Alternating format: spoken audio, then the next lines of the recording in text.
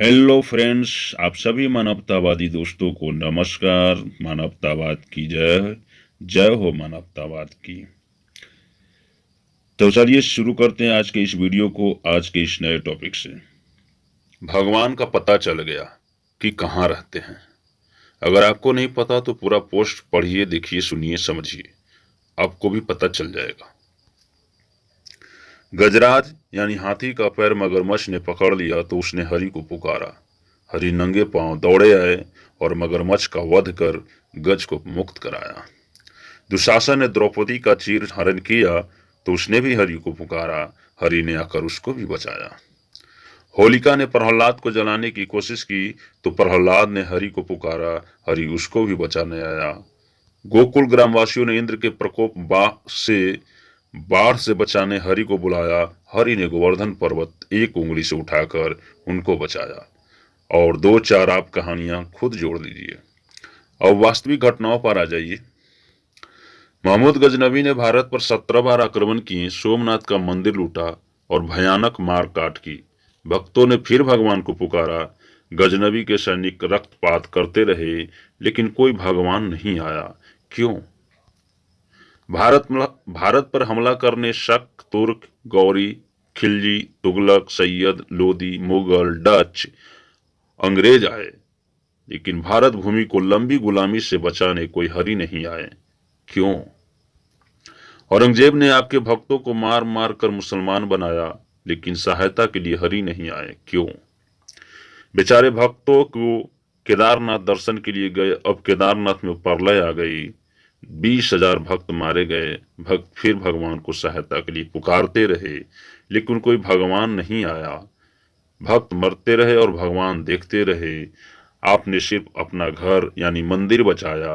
अब नेपाल में भूकंप आया, भक्त फिर भगवान से प्रार्थना करने लगे लेकिन कोई भगवान नहीं आया बचाने। इससे पहले भी भूकंप, दंगे, फसाद या कोई अन्य त्रासदी होने पर भी सब भगवान को पुकारते रहे लेकिन कभी कोई भगवान नहीं आया।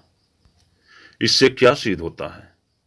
इससे सिर्फ एक ही बात सिद्ध होती है कि भगवान बचाने को तो आता है, लेकिन सिर्फ मिथकीय किस्से, मनोहर कहानियों में।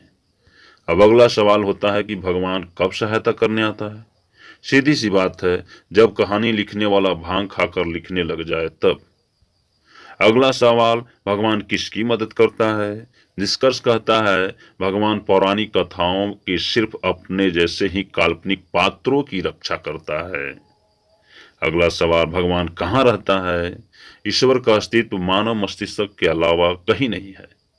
वो कुछ लोगों के दिमाग में डर के रूप में बसे होने के अतिरिक्त मिथकीय यानी झूठे किस्से, मनोहर कहानियों में ही रहता है। इन तथ्यों के आधार पर निष्कर्ष यह निकलता है कि यथार्थ और वास्तविकता के धरातल पर न तो कभी किसी ने ईश्वर को देखा है और न ही कभी कोई भगवान किसी की मदद करने आए हैं। डर का दूसरा नाम ही भगवान है और डर के आगे क्या है?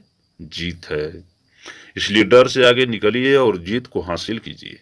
ब्राह्मणवाद की झूठी कहानी का पर्दाफाश होगा, आज नहीं तो कल निश्चित होगा। देश के लोगों का मान सम्मान, स्वाभिमान छीनने वाले दुश्मनों का सत्यानाश होगा।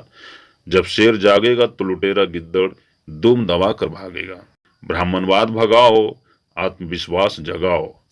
सवेरा और उजाला तब नहीं होता जब सूर्योदय होता है। सवेरा और उजाला तब नहीं होता जब सूर्योदय होता है, उसके लिए आंखें भी खोलनी पड़ती है। आपने इसे पढ़ने के लिए, देखने, सुनने के लिए समय दिया, उसका बहुत बहुत धन्यवाद। अब एक एहसान और कर दीजिए, इस संदेश को अन्य 10-20 साथियों में और ग्रुप में भेज दीजिए। बस यही तरीका है अपने साथियों को जागरूक करने के लिए। सबका मंगल हो।